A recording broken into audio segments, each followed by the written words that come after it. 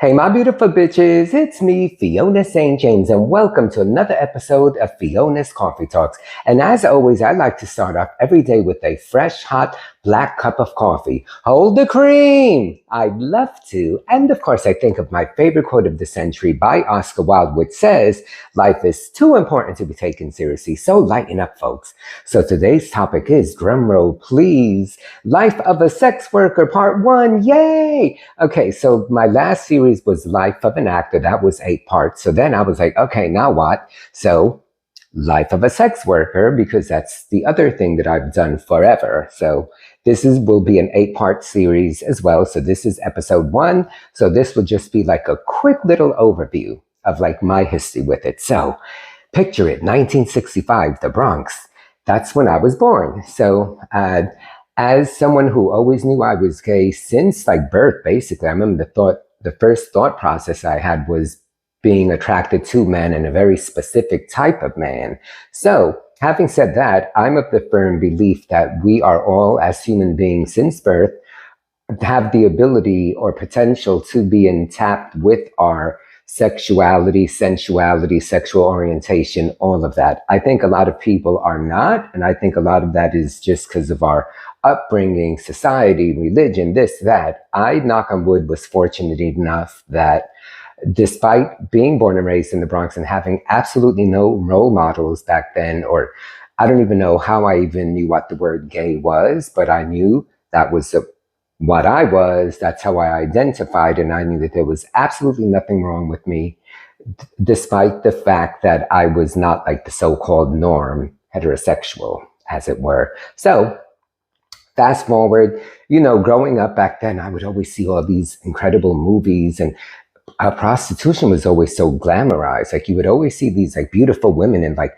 fur coats, like, being brought to fancy dinners and coming in and out of limousines. And I would always say, oh, I want to be that when I grow up. I want a mink coat and I want bitches to take me out and give me money and all of that. So it was definitely, Hollywood had a way of glamorizing it and showing just that aspect of it.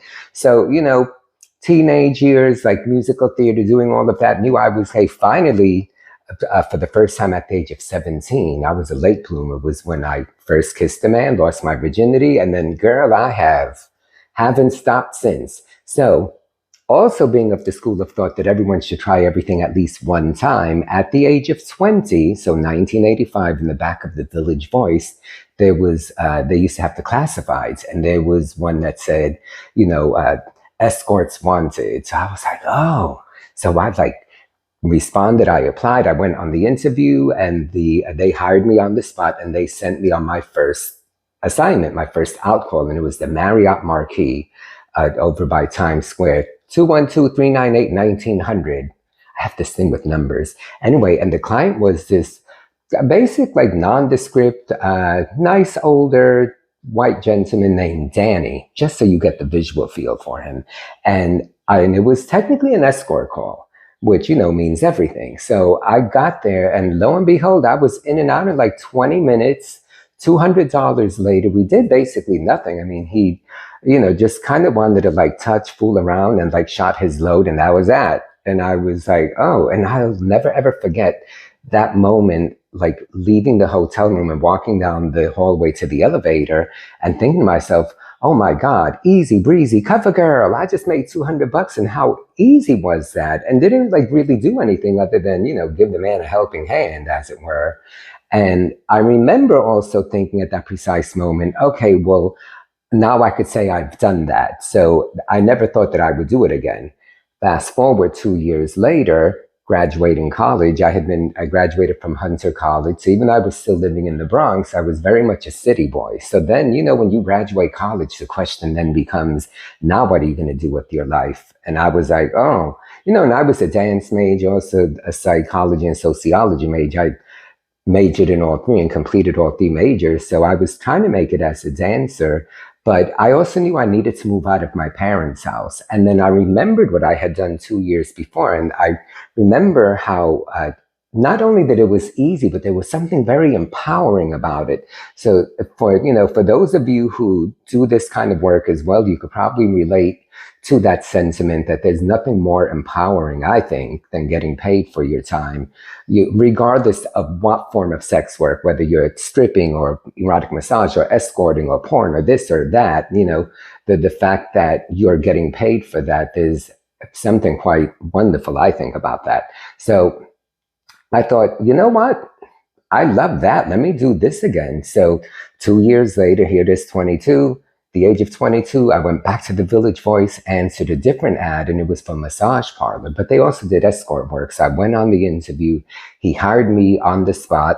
And that very same day while I was there, he was like, oh, a client called and he was like, you want to go do a call now? And I was like, yeah. So it was a Marriott Marquis again. I go there and lo and behold, it was Danny again. And I was like, oh my God. So how funny that 2 years later, when I officially started the business, full time, he was my first client. And it was still in and out in 20 minutes, $200 later. And I was like, wow, this is really great. It was easy money. And he actually went on to become a regular of mine for years and years. And, he the nicest man on the planet, and he just wanted company. But, it would happen so quickly that, you almost kind of felt a little bad that, because technically for an hour, but you were in and out like that. I remember for the years to come, he lived an hour out of town, somewhere in the suburbs. And, this was 1987, 88.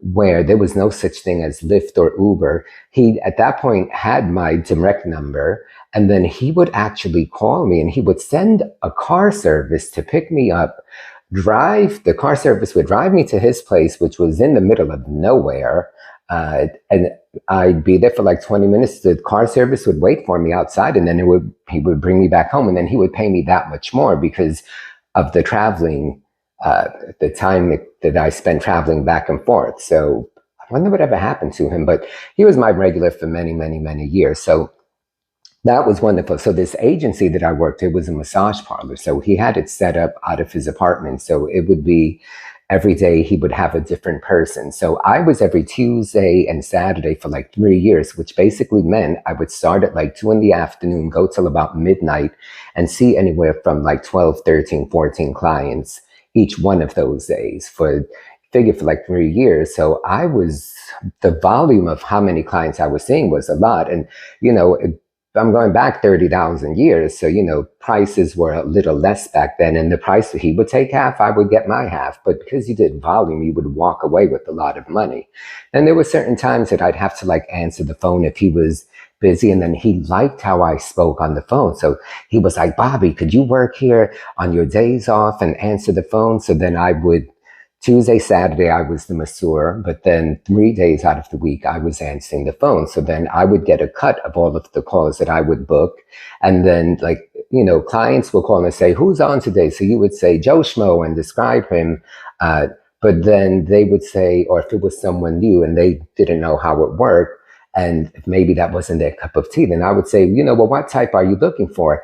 And 99% of the time, they would describe someone that looked like me. Then I would say, oh, well, we do have someone named Bobby. I talk about myself in the third person, and they'd be like, great, I want to see him. So then I'd book the call. So I would still get my percentage for booking the call, and then my half for doing the call. So girl, I was making money hand over foot. And then I also at that moment immediately had 3 of my own ads. So this is back then, the time of the newspapers. So I had ads in the New York Native, the Advocate, and the Manhattan Spirit, which was the local Upper West Side newspaper that was free, they would put out on the sidewalks, and people would just take it from those cute little kiosks that they had.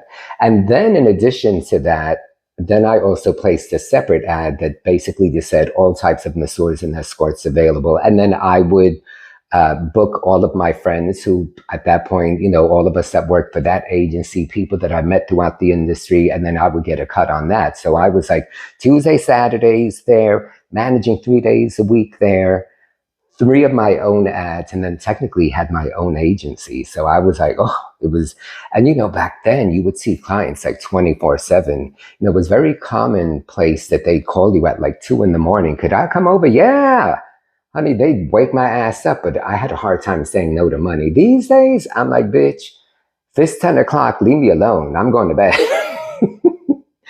Anywho, so I'm going to leave it at that for now. This is my introduction to it. The 8 parts of this, I will, each episode I'll get deeper into it, give specific stories, tell you about the, adapting to the times from like newspapers to pagers to the internet to nowadays how it's done. And, and the fact that I have longevity with it, 38 years and she's still kicking.